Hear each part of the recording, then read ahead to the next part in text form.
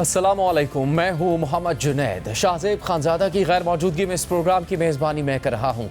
पाकिस्तान और IMF के दरमियान स्टाफ लेवल मुआहदा तय पा गया, जिसके बाद पाकिस्तान को IMF प्रोग्राम की अगले किस्त के $1 अरब मिल जाएंगे। IMF के एलामे के मुताबिक IMF की टीम ने पाकिस्तानी हुकाम के साथ एक्सटेंडेड फंड फैसिलिटी के पहले जायज़ा और RSF के नए इंतज़ाम के तहत $1.3 अरब की फरहमी के लिए स्टाफ लेवल मुआहदा कर लिया है। ये मुआहदा एग्जीक्यूटिव बोर्ड की मंजूरी से मशरूत है, जिसकी मंजूरी के बाद पाकिस्तान को EFF के तहत $1 अरब तक रसाई हासिल हो जाएगी। IMF के एलामे के मुताबिक 18 माह के दौरान पाकिस्तान ने चैलेंजेस के बावजूद मैक्रो इकनॉमिक इस्तेहकाम की बहाली में पेशरफ्त की है। अगरचे मुआशी तरक्की अभी मोतदिल है, महंगाई 2015 के बाद सबसे कम सतह पर आ गई है, माली हालात बेहतर हुए हैं, मुआशी सरगर्मियों में मतवातर बेहतरी की तवक्को है, लेकिन अभी कुछ खतरात मौजूद हैं। पॉलिसियों में नरमी का दबाव, आलमी मालियाती हालात की सख्ती जैसे मसाइल मैक्रो इकनॉमिक इस्तेहकाम को मुतासर कर सकते हैं। इसके अलावा मौसमियाती तब्दीली भी पाकिस्तान के लिए एक बड़ा चैलेंज है, जिससे निपटने के लिए मुनासिब इक़दाम करना ज़रूरी है। एलामे के मुताबिक ज़रूरी है कि तयशुदा रास्ते पर कायम रहा जाए और गुज़श्ता 1.5 साल में हासिल करदा पेशरफ्त को मुस्तहकम किया जाए, जिसमें अवामी मालियात को मज़ीद मजबूत बनाकर, कीमतों के इस्तेहकाम को यकीनी बनाकर, बैरूनी मालियाती गुंजाइश और रुकावटों को ख़त्म करके मजबूत, जामे और पायदार निजी शोबे की क़यादत में तरक्की की हिमायत की जाए। इसके अलावा एलामे में पाकिस्तान की जानिब से उठाए गए इक़दामात पर बात की गई है। IMF से स्टाफ लेवल मुआहदा होने के बाद आज वज़ीर आज़म शहबाज शरीफ ने काबीना इजलास से खिताब करते हुए कहा कि IMF ने कहा है कि इस साल का टैक्स हदफ कम कर लें, हमने इनकार कर दिया। IMF का पाकिस्तान के साथ स्टाफ लेवल जो एग्रीमेंट जो रात गुजरी है हो गया है, इसके ऊपर किस तरह मुखालफिन ने ढंढोरे पीटे। अब आया क्या आया मिनी बजट, और मिनी बजट के बगैर IMF आगे नहीं चलेगा। मिनी बजट भी नहीं आया। अब जानते हैं कि किस तरह महंगाई अपने अरूज पर थी, और दूसरे चैलेंजेस पूरी कौम ने इसमें बेपनाह इसमें कुर्बानियाँ दी। सैल्यूट क्लास ने उन्होंने जितना बोझ बर्दाश्त किया, मैं उनको सलाम पेश करता हूँ। सूबों के हवाले से उनकी बड़ी शानदार कंट्रीब्यूशन है। एग्रीकल्चर टैक्स मेक और ब्रेक, उसके बगैर IMF ने आगे नहीं चलना था। इसी प्रोग्राम में RSF भी शामिल है, $1.3 बिलियन। इसको अगर आप जमा करें $7 अरब के बजाय $8.3 अरब बनते हैं। IMF ने जो हदफ मुकर्रर किया था पिछले साल था 9 ट्रिलियन रुपीस, इस साल 12.9 ट्रिलियन रुपीस था। टैक्स कलेक्शन 10.2 थी, आपने 10.6 अचीव किया है। उन्होंने हदफ मुकर्रर किया टैक्स कलेक्शन का, वो 12.9 ट्रिलियन रुपीस। हमें और क्या चाहिए था? IMF हमारा जो टैक्स कलेक्शन का जो हदफ है उसको वो कम कर दे। सो आई सेड नो। फिर नेगोशिएट किया IMF ने, 12.1 कहा उन्होंने हमें कि 12.9 से 12.1 पे ले आए।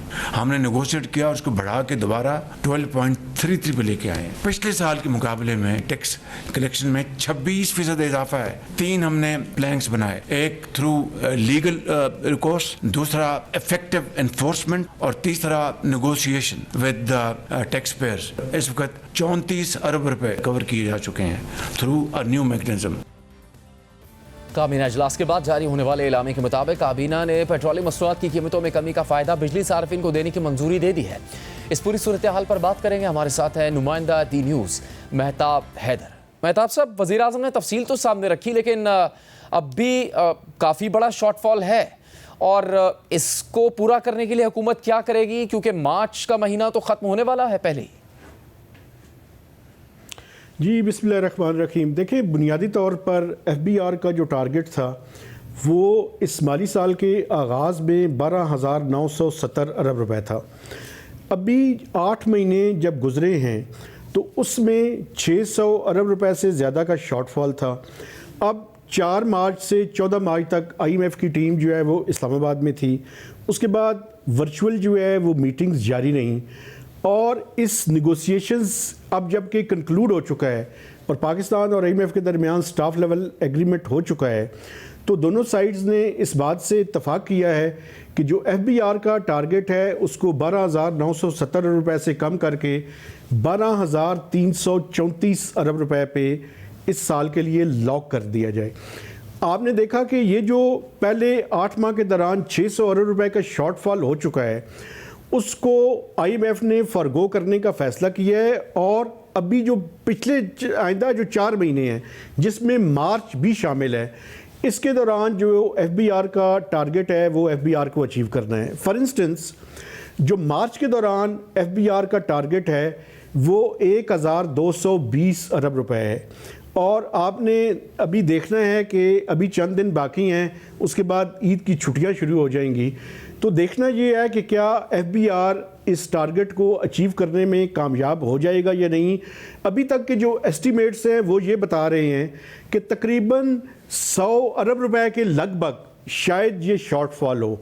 FBR की कोशिश तो है कि इसको ज़्यादा से ज़्यादा ब्रिज किया जाए, लेकिन अभी तक चूँकि आपको पता है कि जुमा जो है वो लास्ट वर्किंग डे है, उसके बाद ईद की छुट्टियां जो हैं सैटरडे संडे, और उसके साथ साथ ईद की छुट्टियां शुरू हो जाएंगी मंडे से। तो कोशिश तो यही है कि इसको कम किया जाए। मैं आपको यहाँ पे ये भी बताऊँ कि FBR ने और हुकूमत पाकिस्तान ने ये कोशिश की थी कि IMF को इस बात पे कन्विंस किया जाए कि जो मार्च का टारगेट है ईद की छुट्टियों की वजह से इसको कुछ थोड़ा सा वो कम कर दें, लेकिन IMF ने इसके ऊपर एग्री नहीं किया।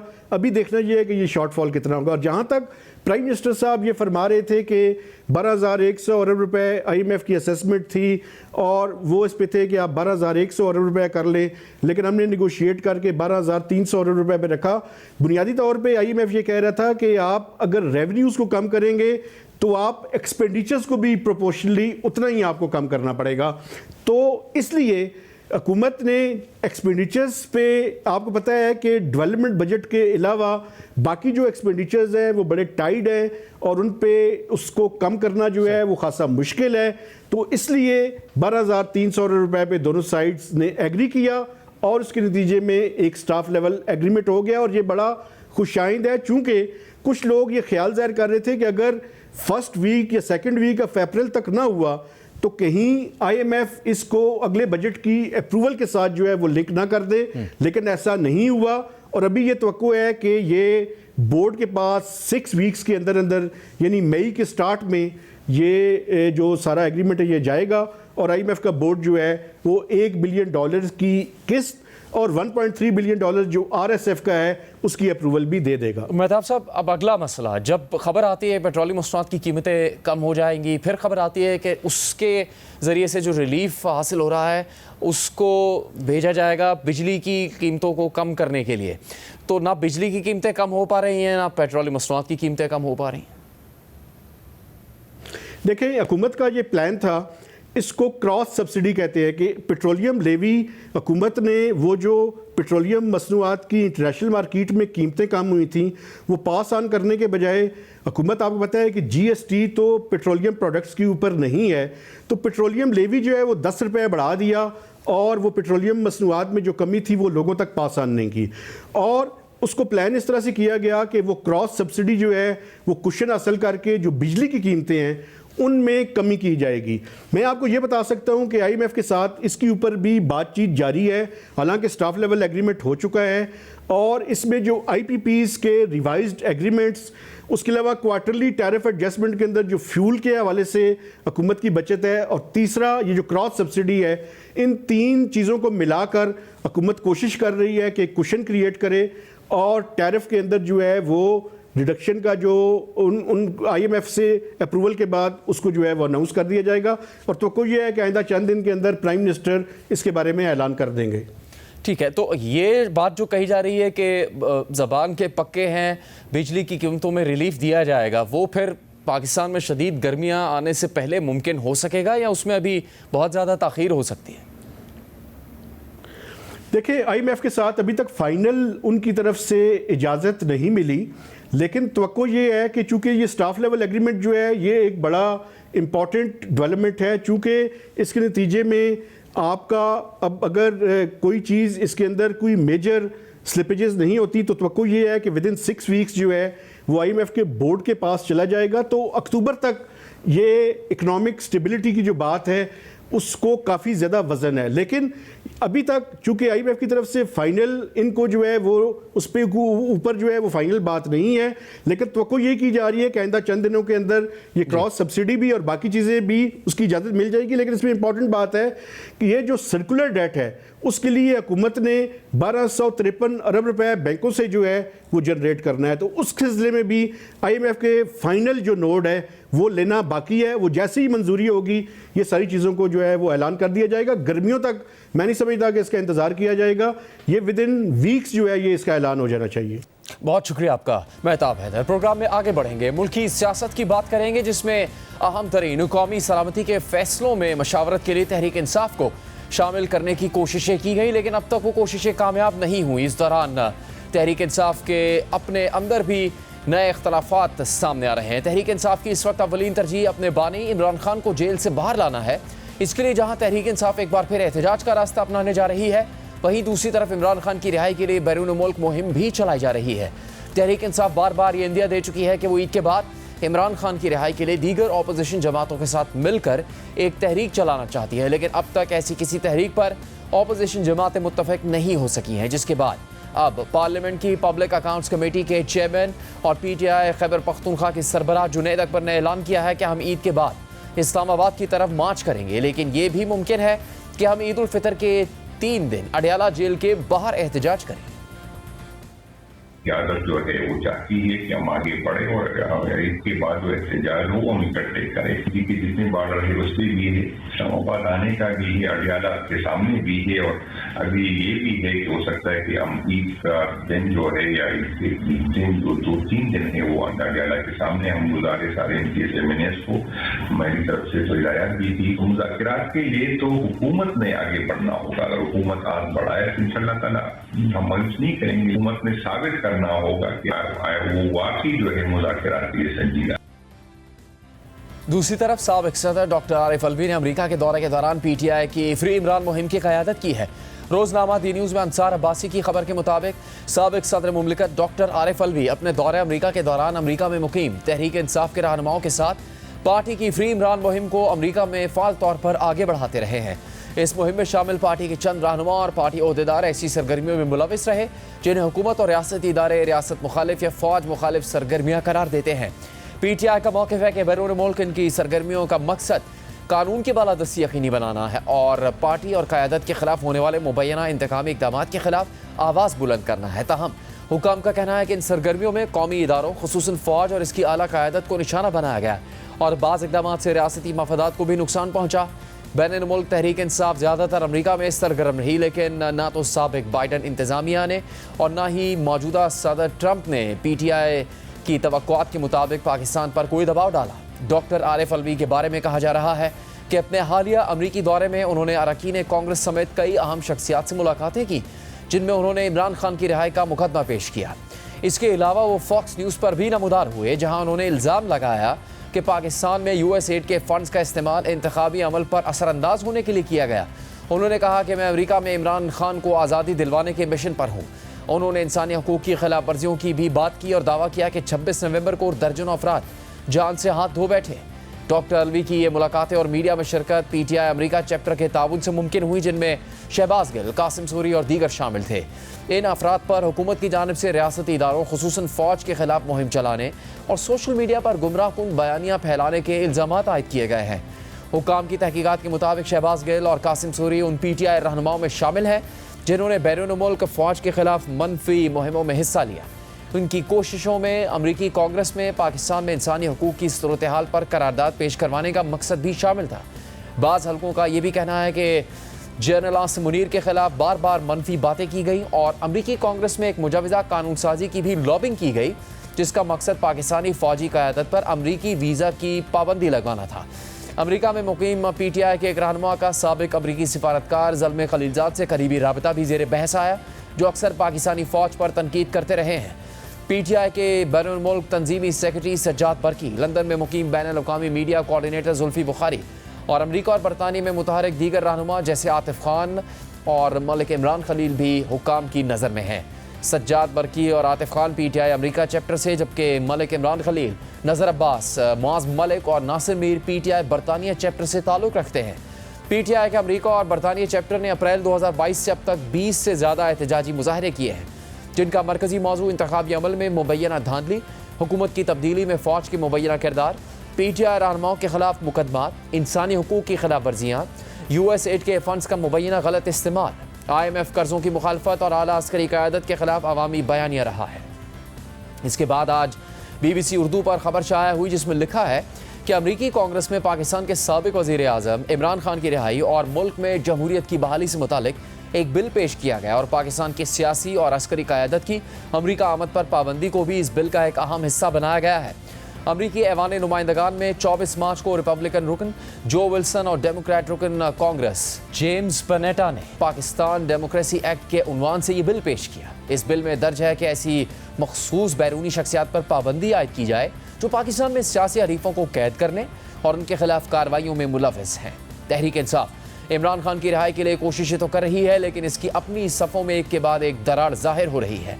गुज़श्ता रोज़ इमरान खान से जेल में मुलाकात पर तनाज़ा सामने आया और अब ये खबर आ गई है कि इमरान खान की हिदायत पर वकील फैसल चौधरी को कानूनी टीम से निकाल दिया गया है। नुमाइंदा जियो न्यूज़ हैदर शिराजी की खबर के मुताबिक ये फैसला अडयाला जेल में इमरान खान से वकला की मुलाकात के दौरान किया गया और पार्टी के जनरल सेक्रेटरी सलमान अकरम राजा ने फैसल चौधरी के बयानात से मुतालिक इमरान खान को आगाह किया, जिस पर इमरान खान ने फैसल चौधरी को वकला की टीम से निकालने की मंजूरी दी, जिसके बाद फैसल चौधरी को PTI वकला के व्हाट्सएप ग्रुप से भी निकाल दिया गया और उनसे केसेस और दीगर कानूनी जिम्मेदारियां वापस ले ली गई। इस हवाले से सलमान अकरम राजा ने कहा है कि फैसल चौधरी का किरदार बड़ा मनफी रहा है, बड़े अरसे से ये मामला चल रहा था और आज इसका ड्रॉप सीन हो गया। फैसल चौधरी साहब का किरदार एक बहुत मनफी रहा है। आज खान साहब ने हुक्म दिया है कि उनको लीगल कमेटी से निकाल दिया जाए। उनके सामने ये रखा गया कि बात क्या हुई थी और उन्होंने उस पर बयानिया क्या बुना क्या घड़ा। तो ये बहुत अरसे से ये मामला चल रहा था, आज उसका ड्रॉप सीन हो गया है। उनको हमने खारिज कर दिया है लीगल कमेटी से। जस्टिस अरबाब ताहिर की बात बताई, उन्होंने यही कहा ना करें गेट पे, आप थोड़ा आगे चले जाइएगा। ये सबके सामने ये बात हुई। अब बुक्स में कोई इसको मोड़ना तोड़ना चाहे तो जो मर्जी करे वो, कि वहां बुनियादी हुकूक जो हैं सरेंडर कर दिए गए, वहां खान साहब को माइनस कर दिया गया, उनका बयानिया खत्म हो गया। ये बिल्कुल लग़्व गुफ्तगू है। PTI की अपनी सफ़ों में क्या हो रहा है, बात करेंगे नुमाइंदा जियो न्यूज़ हैदर शिराजी से। हैदर, जो फैसले पिछले चंद दिन में सामने आए हैं और उसमें एक ये बड़ा फैसला कि फैसल चौधरी साहब को हटा दिया गया वकला के पैनल से, और गुज़श्ता रोज़ भी मुलाकातों में कुछ दिलचस्प सूरत हाल थी। ऐसे नाम भी आए जिस पर सलमान अकरम राजा एतराज़ कर रहे थे, लेकिन उन शख्सियात का नाम मुलाकात के लिए शामिल था। उनकी मुलाकात बानी चेयरमैन से हुई भी। तो फैसले ज़्यादातर इस वक्त क्या सलमान अकरम राजा की मर्ज़ी से हो रहे हैं या इमरान खान से मशावरत के बाद ही वो फैसला कर रहे हैं? और ये भी बात आ रही है कि सलमान अकरम राजा की पास जो इख्तियारात हैं या उनके पास जो ओहदा है उस पर भी तहफ़्फ़ुज़ात हैं तहरीक इंसाफ के अंदर, ऐसा है या नहीं? देखिए, सलमान अकरम राजा ने जो कुछ गुफ्तगू की ये एक तरफ, लेकिन इमरान खान से मुशावरत के बाद पार्टी के वकला ने यह फ़ैसला किया कि वकला की टीम मुश्तरका तौर पर इमरान खान से मुलाकातों के लिए नाम देगी और दूसरा कोई भी फ़र्द बग़ैर इन टीम की इजाज़त के इमरान खान के बिहाफ पर कोई केस नहीं कर सकता। तो गुज़श्ता रोज़ ये हुआ कि इस दौरान इमरान खान की फैमिली को इमरान खान से मिलने की इजाज़त नहीं दी गई। दूसरी तरफ वकला में बाबर आवान का नाम शामिल नहीं था, लेकिन हैरत अंगेज़ तौर पर ये बाबर आवान को मुलाकात की इजाज़त मिल गई। जहाँ पर सियासी क़यादत अडयाला जेल अंदर नहीं जा सकती, वहाँ बाबर आवान के लिए रास्ते खुले थे। इस मामले पर PTI की मरकज़ी क़यादत को बहुत ज़्यादा तशवीश थी कि जहाँ इमरान खान की बहनें नहीं मिल सकती तो वहाँ ऐसे फ़र्द को शामिल किया गया जिनका नाम ही नहीं था और वो अंदर आसानी से चले गए। ये तशवीश थी जिसकी बिना पर यह मामला आगे बढ़ा। इसके अलावा फैसल चौधरी का जहाँ तक बात है, फैसल चौधरी और फवाद चौधरी के माजी के बयानात के हवाले से पार्टी में बहुत ज़्यादा तशवीश थी और फवाद चौधरी पार्टी के अंदर एक तरफ सलमान अकरम राजा और दूसरी तरफ शिबली फराज के हवाले से बयानात देते रहे हैं, जो कि पार्टी के अंदर दो मुख्तलिफ सोच रखने वाले अफराद हैं। इस दौरान यानी फैसल चौधरी की पार्टी में रहने के लिए हमदर्दियाँ बहुत कम नज़र आईं, क्योंकि फवाद चौधरी और इनकी तरफ से पार्टी के यानी दो मुख्तलिफ ग्रोहों या दो मुख्तलिफ ख्यालात रखने वालों के हवाले से मुख्तलिफ बयानात आ चुके थे। इस दौरान हमने देखा कि असद कैसर की जानिब से जो इशाइया दिया गया था, जिसमें मौलाना फजलुर रहमान, महमूद खान चकज़ई और दीगर अफराद वहाँ मौजूद थे। इस दौरान फैसल चौधरी इमरान खान के वकील के तौर पर भी उस दौरान वहाँ पहुँचे, तो शिबली फराज ने उस मौके पर भी सख्त मौक़िफ़ अपनाया था कि फैसल चौधरी क्यों यहाँ आए हैं, जिसके उसके बाद उनसे किनारा कशी इख्तियार की गई। शिबली फराज तो उनके ख़िलाफ़ थे ही, उनके मुतअद्दिद बयानात रहे हैं, लेकिन दूसरी तरफ सलमान अकरम राजा भी इस हवाले से उनसे मुखालफत करते रहे हैं और एक मौका पर इमरान खान का केस उन्होंने ऐसे ही अदालत में किया तो उस पर पार्टी में तशवीश पाई गई। तो ये सारी चीज़ें इकट्ठी हुई तो बानी पीटीआई के सामने मामला रखा गया, जिन्होंने इजाज़त दी और कल व्हाट्सएप ग्रुप से भी फैसल चौधरी को निकाल दिया। इसके अलावा पार्टी के अंदर दीगर भी इख्तलाफात हैं जिसका ताल्लुक आतिफ खान से और फैसल चौधरी से मुताल्लिक तो वाज़े नज़र आ रहा है कि इख्तलाफ है या एतराज़ात थे, लेकिन सलमान अकरम राजा साहब ने तो बाबर अवान साहब के नाम पर भी एतराज़ किया। लेकिन पता ये लगा कि अंदर जब जेल में मुलाकात हुई जहाँ बानी पीटीआई भी मौजूद थे तो उस वक्त बानी पीटीआई की तायद हासिल थी बाबर अवान साहब को और वहाँ पर फिर ये एतराज़ नहीं किया गया बाबर अवान पर। बानी पीटीआई ने पॉइंट्स के हवाले से कहा कि बाबर अवान कुछ पॉइंट्स लेकर गुफ्तगू करते हैं तो नईम हैदर पंजोता को कहा कि आपके बारे में कुछ मालूमात मिली हैं कि आप मीडिया पर जिस तरह गुफ्तगू करते हैं तो इनकी तरह पॉइंट्स बना लिया करें। ये वो मौका था जिसका हवाला इमरान खान ने दिया और इमरान खान ने जो हाई कोर्ट में केसेस हैं उस पर भी उन्होंने कहा कि हाई कोर्ट में केसेस के हवाले से आगे बढ़ा जाए। और पार्टी के अंदर एक और मामले पर तशवीश पाई जाती है कि इस्लामाबाद यहाँ अडयाला जेल के बाहर वकला की गुफ्तगू पर पाबंदी नहीं होनी चाहिए। इसके लिए मुकम्मल इख्तियार होना चाहिए कि वकला बाहर आकर बात कर सकें और अदालत को किसी किस्म की अंडरटेकिंग नहीं दी जानी चाहिए। और साथ ही इस वक्त जिस वक्त मैं गुफ्तगू कर रहा हूँ अभी ही एक नई डेवलपमेंट सामने आई है। अपोजिशन इत्तेहाद की सियासी की जमातों के मुख्तलिफ रहनुमा महमूद खान अचकज़ई के वहाँ मौजूद हैं और अगले ईद के बाद के लाएअमल के हवाले से मुशावरत की जा रही है और मौलाना फजलुर रहमान की अपोजिशन इत्तेहाद में शमूलियत पर वो मुशावरत कर रहे हैं। जबकि इस दौरान हमने ये भी देखा कि आतिफ खान जब अपोजिशन इत्तेहाद के इन रहनुमाओं के करीब हुए हैं तो अली अमीन गंडापुर जो कि उनके मुखालिफ ग्रुप के समझे जाते हैं वहाँ उनकी जानिब से कुछ तशवीश सामने आ रही है। और इस तशवीश का हमने ये देखा कि गुज़श्ता हफ्ते ही एक ऑडियो लीक हुई है काजी अनवर की, जहाँ वो कह रहे हैं कि आतिफ खान को अदालत से जब रिलीफ मिला तो मुझे सीएम की जानिब से प्रेशर आया है कि आतिफ खान को रिलीफ फराहम करने के लिए एडिशनल एडवोकेट जनरल ने जो मौक़िफ़ अपनाया वो अदालत में नहीं अपनाया जाना चाहिए था, जिससे आतिफ खान को रिलीफ मिली। तो मुझे अब वज़ीर आला अली अमीन गंडापुर का बकौल काजी अनवर के प्रेशर है, तो लिहाजा हम इस एडिशनल एडवोकेट जनरल को हटा देते हैं। फिर उन्होंने अपनी ऑडियो में खुद कहा है कि हम ये कहते हैं कि इससे बदनामी अपनी होगी तो लिहाजा उन्हें इस्तीफ़े पर मजबूर किया जाए, जिस पर एडिशनल एडवोकेट जनरल ने उनकी भी ऑडियो आ गई है अब सामने। उन्होंने कहा है कि अगर मेरा कोई इस्तीफ़ा होता है तो ये मेरी तरफ से इस्तीफ़ा ना समझा जाए, मैं इस्तीफ़ा नहीं दे रहा। तो इस लेवल के इख्तलाफात हैं जिसकी वजह से बानी पीटीआई की रहाई में भी हमें खलल पड़ता हुआ नज़र आ रहा है कि आपस में चपकलश है। बहुत शुक्रिया हैदर शिराजी, ये तफसील उन्होंने आपके सामने रखी। ये भी सवाल उठ रहा है कि अदालती फ़ैसले की जो खबर सामने आई उसके मुताबिक जो भी रहनुमा या वकला मुलाकात करेंगे बानी चेयरमैन से वो उसके बाद मीडिया टॉक नहीं कर सकेंगे। लेकिन सलमान अकरम राजा साहब का इससे मुताल्लिक मुख्तलिफ मौक़िफ़ सामने आया है। ये भी वो कहते नज़र आए कि इसके मुताल्लिक वो बाद में तफसील से बात करेंगे। इसकी हकीकत क्या है और आखिरकार फैसल चौधरी के साथ क्या हुआ कि बात इस नतीजे तक पहुंची कि उनको पार्टी से निकाल दिया गया है, उन्हीं से बात करेंगे प्रोग्राम में एक ब्रेक के बाद। प्रोग्राम में एक बार फिर खुशामदीद। अभी हम बात करेंगे advocate supreme court Faisal Chaudhary से, जो कि तहरीक इंसाफ की वकला की कानूनी टीम का भी हिस्सा थे, जिससे मुतालिक तहरीक इंसाफ ने ताज़ा तरीन फैसले किए हैं और उनको उस कानूनी टीम से हटाया गया है। फैसल चौधरी साहब, शुक्रिया आपके वक्त का। सलमान अकरम राजा साहब ने तो बहुत वाज़े अल्फाज में आपके मुतालिक बात की है कि आपका मनफी किरदार रहा है, इसीलिए खारिज किया गया है आपको कानूनी टीम से। लेकिन आप भी क्या शेर अफजल मरवत साहब की तरह मुतालबा करेंगे कि आप इस सिलसिले में बानी पीटीआई से जब आपकी मुलाकात होगी तो आप यकीन करेंगे इस फैसले पे या फिर उनकी बात सुनेंगे? आपका मौक़िफ़ क्या है? देखिए, बड़ा सिंपल बात है। पहली तो है मैं पाकिस्तान तहरीक इंसाफ के केसेस के मेरा लेना देना नहीं है, मेरा सिर्फ इमरान खान के केसेस से लेना देना है। और मुझे इमरान खान साहब ने अपने वकील किया है, ना मैं किसी लीगल टीम में दिलचस्पी रखता हूँ, ना ही किसी टीम में हिस्सा था। हाँ, इमरान खान साहब का मैं वकील था और हूँ, और जब वो कहेंगे मैं नहीं भी रहूँगा, उसमें इमरान खान साहब का पूरा प्रिविलेज है। And I will confront any accusation against me because वो मेरी पीठ पीछे लगाए गए हैं। मेरे सामने बात नहीं की गई है। और ये वारदात जिस तरह भी की गई है, I will confront it, I will not let it go easily, कि जो भी बात मेरे सामने की जाएगी तो वो, हम तो रियासत मदीना की बात करते हैं, तो उसमें तो बात इस तरह से नहीं होती, उसमें तो बात फिर आपको साबित भी करनी पड़ेगी, और जो इल्ज़ामात जो भी लगाएगा उसको वो इल्ज़ामात साबित करने पड़ेंगे। Having said so, I think it's a non issue, और ये सॉर्ट आउट हो जाएगा। कोई और बात अगर आप मेरे से पूछना चाहें तो मैं हाजिर हूँ। तो सलमान अकरम राजा साहब ने तो टेलीविज़न पर कहा है आपके मुतालिक कि आपका तहरीक इंसाफ में और बानी पीटीआई के केसेस के हवाले से मनफी किरदार रहा है, इसीलिए आपको खारिज कर दिया गया है।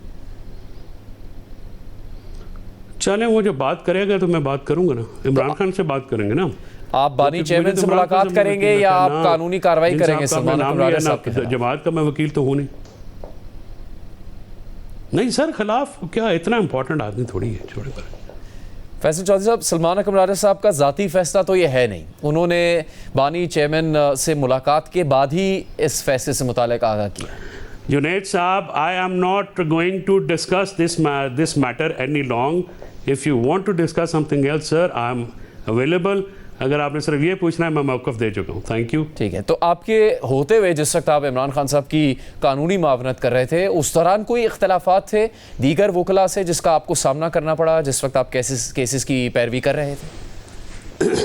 नहीं, मेरे साथ तो इख्तलाफात इसलिए नहीं हो सकते कि मैंने तो बहुत रिलीफ ले के दिए हैं इमरान खान साहब को जेल में, चाहे वो बुशरा बीबी से मुलाकात हो, बुशरा बीबी की अपनी फैमिली से मुलाकात हो, इमरान खान साहब का रीडिंग मटेरियल हो, उनके टेलीविज़न हो, उनकी बच्चों से 4 बार बात हुई है तो 3 दफ़ा मैंने कराई है, और इस तरह की जो जेल के अंदर जो उनकी रिक्विजिट लीगल फैसिलिटीज़ हैं, मेरा काम इंश्योर करना वही था और वो मैंने इंश्योर की हैं।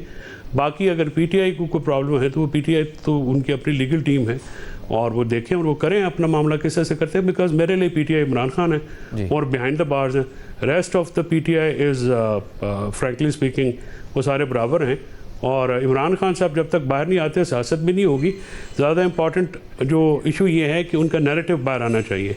ये जो गैगिंग ऑर्डर आया है इस्लामाबाद हाई कोर्ट की तरफ से, इससे तो इमरान खान का नैरेटिव जो है वो बिल्कुल ख़त्म हो जाएगा और इमरान खान साहब का नैरेटिव बाहर नहीं आ सकेगा, जिस पे काफ़ी तशवीश है। और ये जो कंसेंट दिया गया है ये पार्टी में या लीगल कमेटी में या इमरान खान साहब से भी डिस्कस नहीं किया गया। अगर तो ये डिस्कशन के बाद होता तो फिर तो ये फैसला पार्टी का कंसिडर किया जा सकता था, और पार्टी या किसी से बातचीत किए बगैर फॉर एग्ज़ाम्पल मैं जाता हूँ इमरान खान साहब से मिलता हूँ और आपसे बात करते हुए मैं इमरान खान साहब का मतमा नज़र नहीं बयान कर सकता, तो ये तो आइन की खिलाफ वर्जी है, कानून की खिलाफ वर्जी है। ये हक़ के तकरीर के ऊपर बैन तो नहीं किया जा सकता। अदालत का ये फैसला खिलाफ कानून है। और फिर आपको ये भी दिलचस्प बात बता दूँ कि जिस रूल का हवाला इस जजमेंट में दिया गया है और इस पर कंसेंट दी गई है, वो रूल इजाज़ इसहाक़ साहब अपनी एक जजमेंट जो शेर अफजल मरवत साहब की पटिशन में थी उसमें अल्ट्रा वायरस डिक्लेयर करके उसको सेट असाइड कर चुके हैं। लेकिन फैसले में तो लिखा है कि Salman Akram Raja has given undertaking about this thing कि वो कोई मीडिया टॉक नहीं होगी जब उनकी इमरान खान साहब से मुलाकात हो जाएगी उसके बाद। देखिए जुनैद, अगर ये क्वेश्चन मेरे से पुट होता तो मैं बेहतर वकील जज से पूछता कि आप किस कानून के तहत ये अंडरटेकिंग ले रहे हैं। ये अंडरटेकिंग मैं नहीं दूंगा और जब से मैं मुशावरत करूंगा, पहली बात तो ये है। दूसरी बात यह है कि अदालत कोई भी ऐसा मेरे पास एम्बार्गो नहीं लगा सकती जिसकी कानून में एग्जिस्टेंस ना हो। आइन और कानून में ये ट्रेड ऑफ नहीं होता। ये जो अदालतें काम करती हैं वो काम करती हैं आइन और कानून के तहत। अदालत कैसे एक ऐसा ब्लैंकेट बैन लगा सकती है या कह सकती है कि जी आप फुला जगह नहीं बोलेंगे या नहीं बोलेंगे। ये बुनियादी हकूक़ के ख़िलाफ़ फ़ैसला है और ये फ़ैसला जो है यह काबिल कबूल है। पीटीआई के वर्कर्स जो हैं वो इमरान खान साहब का पैगाम सुनना चाहते हैं। वो अगर अलीमा बीबी बारा के जो बात करती हैं, बिल्कुल उनके एक्सप्रेशंस, टोन और टैनर भी वो होता है जिससे इमरान खान साहब बात करते हैं, या वो कोई पैगाम मैं देता हूँ तो वो मुझे नहीं देखते, वो पैगाम और इमरान खान साहब की जो गुफ्तगू है उनकी सेहत से मुतालिक वो चीज़ें सुनना चाहते हैं। तो फैसल साहब, आपको क्या लगता है कि गुज़श्ता रोज़ क्यों इमरान खान साहब की जो बहनें हैं उनकी मुलाकात क्यों नहीं हो सकी इमरान खान साहब से जेल में? ये तो फिर जो साथ गए थे उनको पता कराना चाहिए, क्यों नहीं मुलाकात करा सके। अंडरटेकिंग के बाद भी मुलाकात नहीं हुई तो ये तो ज़्यादती है। तो अथॉरिटीज़ को अगर आपने अंडरटेकिंग भी दे दी, अपने हाथ काट के भी दे दिए, उसके बाद भी आपकी बात नहीं। और अलीमा बीबी की मुलाकात हर सूरत होनी चाहिए थी। वो अलीमा बीबी जो बात करती हैं, पाकिस्तान के जो वर्कर हैं पीटीआई के, उन पर ट्रस्ट करते हैं, तो वो जो ट्रस्ट फैक्टर है, ट्रस्ट वो कायम रहना चाहिए। हलीमा बीबी की मुलाकात बहुत ज़रूरी है। फिर हलीमा बीबी की मुलाकात के बाहर जो बाहर गुफ्तगू है वो बहुत ज़रूरी है, क्योंकि इमरान खान साहब का नैरेटिव जो है वो उनका पॉलिटिकल राइट है, एब्सोल्यूट पॉलिटिकल प्रिविलेज है, वो नहीं टेक अवे की जा सकती। वो आर्टिकल 17 में की खिलाफ वर्जी है। आप कैसे एक पाकिस्तान की सबसे बड़े पॉलिटिकल लीडर को या बड़ी पार्टी के लीडर को आप बाउंड कर सकते हैं कि वो गुफ्तगू ना करें और वो उनका गुफ्तगू बाहर ना आए? ये तो बिल्कुल ज़्यादती वाली बात है। ये इस्लामाबाद हाई कोर्ट का ऑर्डर जो है ये बिल्कुल किसी कानून कायदे के मुताबिक नहीं है, और ये जो इस किस्म का फैसला है फैसल चौधरी साहब, तो पंचायती आप फरमा रहे हैं कि आपकी वकालत का ताल्लुक, आपकी नुमाइंदगी का ताल्लुक साबिक चेयरमैन PTI के हवाले से है, इमरान खान साहब के हवाले से। तो PTI के कारकुन और उनके रहनुमा, ख़ासतौर पर खैबर पख्तूनख्वा से ताल्लुक़ रखने वाले भी रहनुमा एक गिला मुसलसल करते नज़र आते हैं कि बानी चेयरमैन PTI की रिहाई के लिए सही कोशिशें नहीं की जा रही हैं।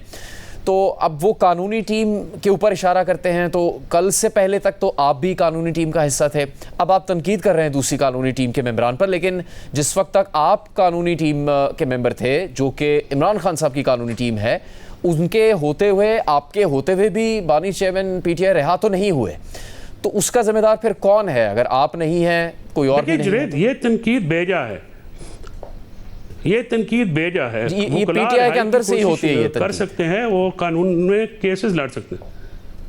नहीं, ये तनकीद गलत है। तनकीद तो देखिए ना, ये लायमल सियासी क़यादत को देना है।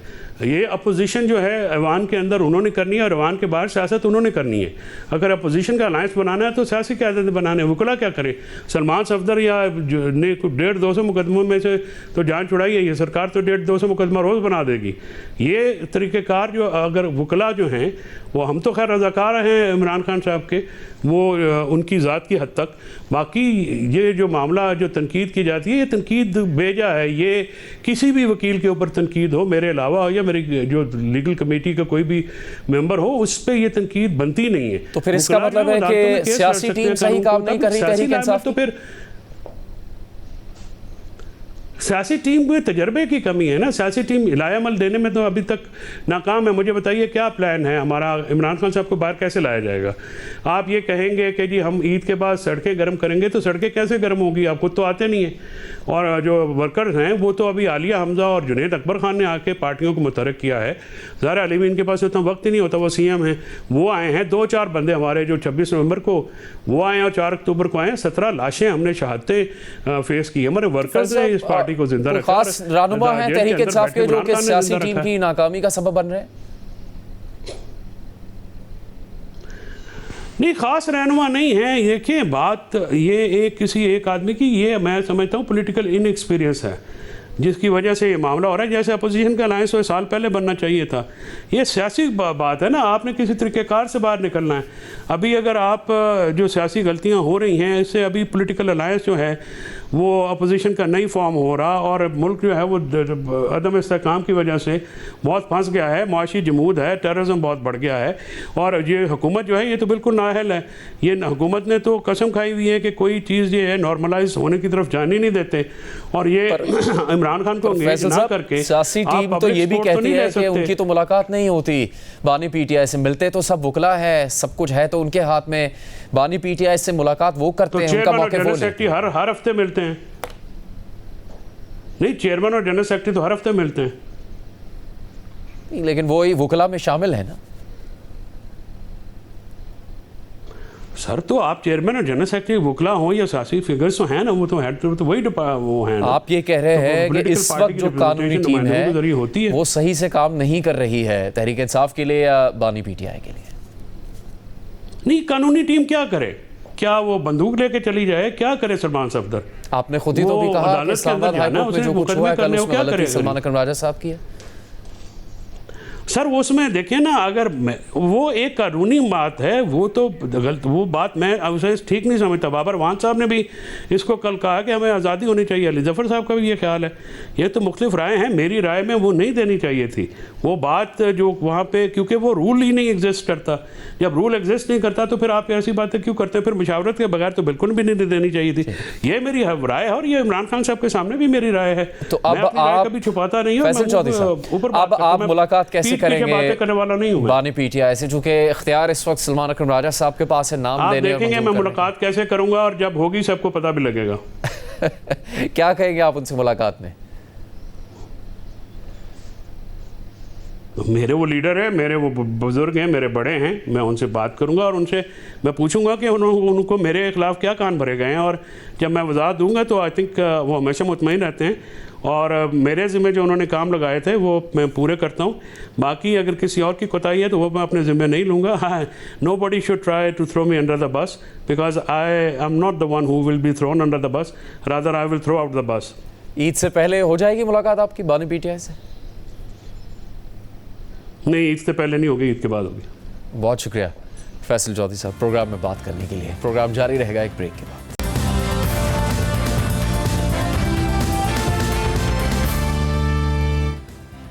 हुकूमत मतनाज़ पैकेट में हालिया तरमीम को सहाफ़ियों के खिलाफ हथियार के तौर पर इस्तेमाल कर रही है। FIA को खुले इख्तियारात मिले हुए हैं, यहाँ तक कि वो अदालती अहकामात को भी खातिर में नहीं ला रही। सहाफ़ी फरहान मलिक के बाद एक और सहाफ़ी वहीद मुराद को पैकेट के तहत निशाना बनाया गया है, जिसकी CPNA और PFUJ समेत सहाफ़ती तंजीमें शदीद मजम्मत कर रही हैं, जबकि HRCP ने भी मजम्मती बयान जारी किया है। कल रात गए खबर आई कि सहाफ़ी वहीद मुराद को नामालूम अफराद इस्लामाबाद में उनके घर से ज़बरदस्ती अपने साथ ले गए हैं।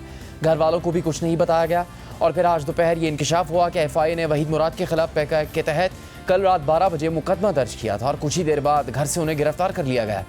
वहीद मुराद को सोशल मीडिया पर शेयर की गई पोस्ट की बुनियाद पर गिरफ्तार किया गया है। वहीद मुराद की वकील ईमान मजारी के मुताबिक आज अदालत में FIA हुकाम ने मज़कूरा पोस्ट के बारे में इंक्वायरी या तलबी के नोटिस के हवाले से कोई भी डॉक्यूमेंट पेश नहीं किया। आज सुबह वहीद मुराद की सास की जानिब से इस्लामाबाद हाई कोर्ट में उनकी बाजियाबी के लिए दरख्वास्त दायर की गई और फिर दोपहर को FIA ने वहीद मुराद को जुडिशल मजिस्ट्रेट अब्बास शाह की अदालत में पेश किया और पैका एक्ट के तहत दर्ज मुकदमे में उनके 10 रोज़ा जिस्मानी रिमांड की इस्तदा की, जिस पर अदालत ने वहीद मुराद का 2 रोज़ा जिस्मानी रिमांड मंजूर किया। जियो न्यूज़ के नुमाइंदे अरफा फेरोज़ के मुताबिक वहीद मुराद ने अदालत में गुफ्तगू करते हुए बताया कि उनकी सास कैंसर की मरीज़ा हैं और वो इलाज के लिए कनाडा से यहाँ आई हुई थी। रात गए पुलिस उनके घर का दरवाज़ा तोड़कर दाखिल हुई, सास को भी मारा गया। उस वक्त से मेरी आंखों पर काली पट्टी बांधे रखी गई। 20 मिनट पहले उन्हें FIA के हवाले किया गया है। वहीद मुराद की वकील ईमान मजारी ने अदालत को बताया कि वहीद मुराद को हब्से भेजा में रखने की दरख्वास्त दायर की है।